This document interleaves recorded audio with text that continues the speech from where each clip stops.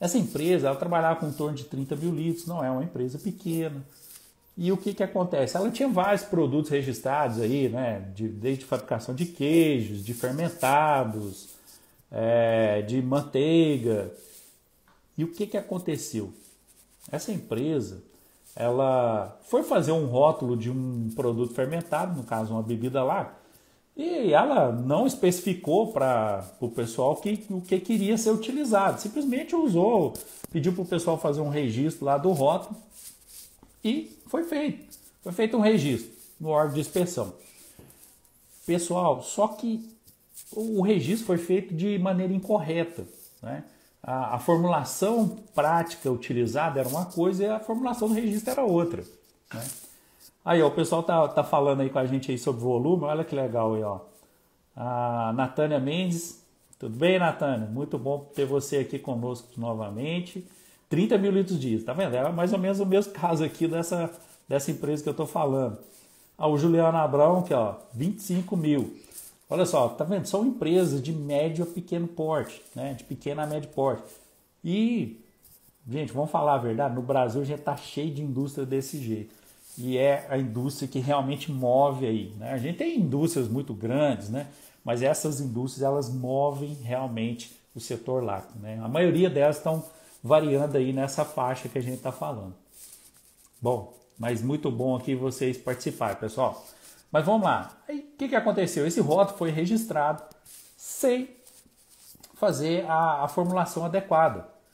E por um pequeno item, a empresa registrou um rótulo falando que ela usava preparado de frutas na composição da bebida láctea. E, na verdade, essa empresa não usava preparado de frutas. Era uma bebida láctea só saborizada. Então, era só corante, aroma, né? Não tinha o preparado. E o que aconteceu? Parece uma coisa simples, fácil de resolver, mas isso desencadeou um problema tão grave na empresa, né? Que impacta diretamente naquilo que a gente fala de ter um laticínio lucrativo. Às vezes você tem lá seus processos todos sob controle, tudo aquilo que a gente vem falando aí de controle, está tudo sob controle, porém por uma falha tão simples igual essa, que é simplesmente registrar um rótulo de maneira inadequada, criou-se uma dificuldade extrema. Vou chegar aí nessa dificuldade. O serviço de inspeção, no caso essa indústria é uma indústria de serviço de inspeção estadual. O serviço de inspeção foi fazer uma visita de rotina na empresa e auditar, né, os processos. E o que aconteceu? Eles foram auditar o processo justamente da bebida láctea. E o fiscal percebeu que o processo tinha sido registrado com preparado de frutas. E a empresa não tinha nem mesmo preparado de frutas no seu estoque, que ela não usava, né? Então foi feito um processo simplesmente para aprovar um rótulo e a empresa não se preocupou, né? Ou não tinha conhecimento, que foi o que me falaram, que não sabia que isso era tão importante, né? Tudo é importante, pessoal, não ignora nada, tudo é importante. E o que aconteceu? Nessa época, a gente estava fazendo, né, nós aqui da Consular, já estava fazendo um projeto de reforma e ampliação para essa empresa. E foi justamente nesse período em que o fiscal foi visitar a empresa, identificou essa não conformidade. O fiscal foi muito rigoroso, né? Ele interditou a produção, né, da bebida láctea, apreendeu os produtos que estavam na câmara fria, né, porque na teoria e na prática também, né? Vamos ser bem honestos, o produto não condizia com o rótulo, né? Então ele fez um auto de infração, ele foi bastante rigoroso.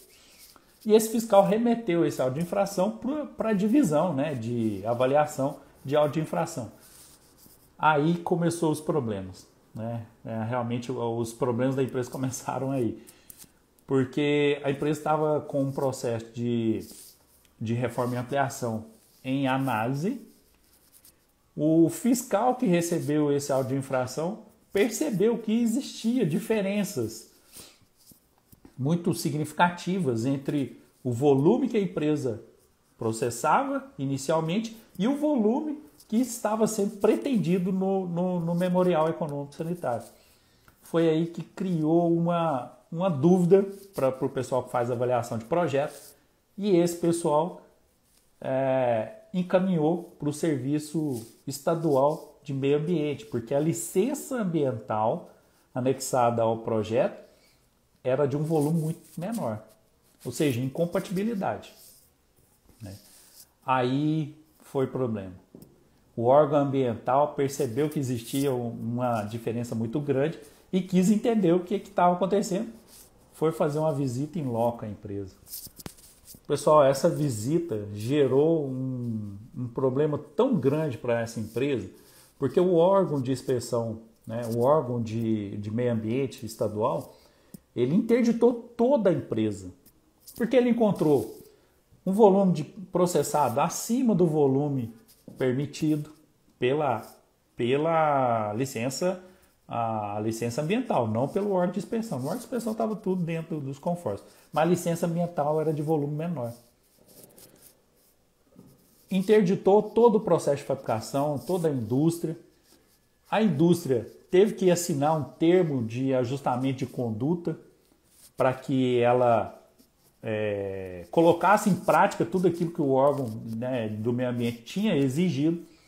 E com isso, pessoal, o que aconteceu foi que essa empresa ficou 45 dias, foi até um pouco mais, mas 45 dias até a data que foi liberado. Aí da data que foi liberada até ela retomar as atividades ainda levou uns 2 ou 3 dias.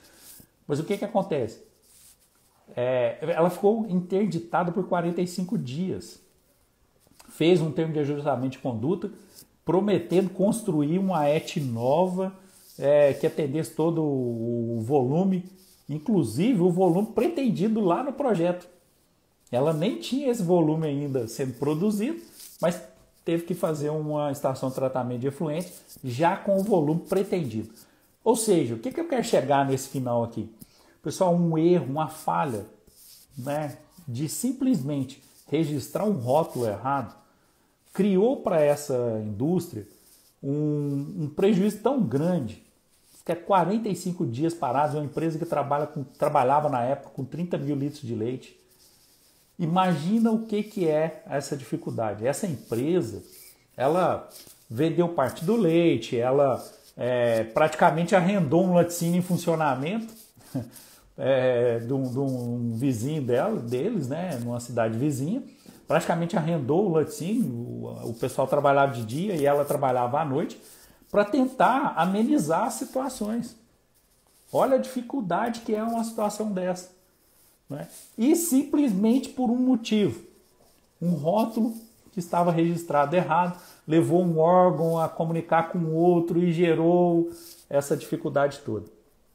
Então, assim, a gente sempre fala que quando a gente imagina um laticínio lucrativo, não é só cuidar de rendimento, cuidar da qualidade do leite, né, do processo.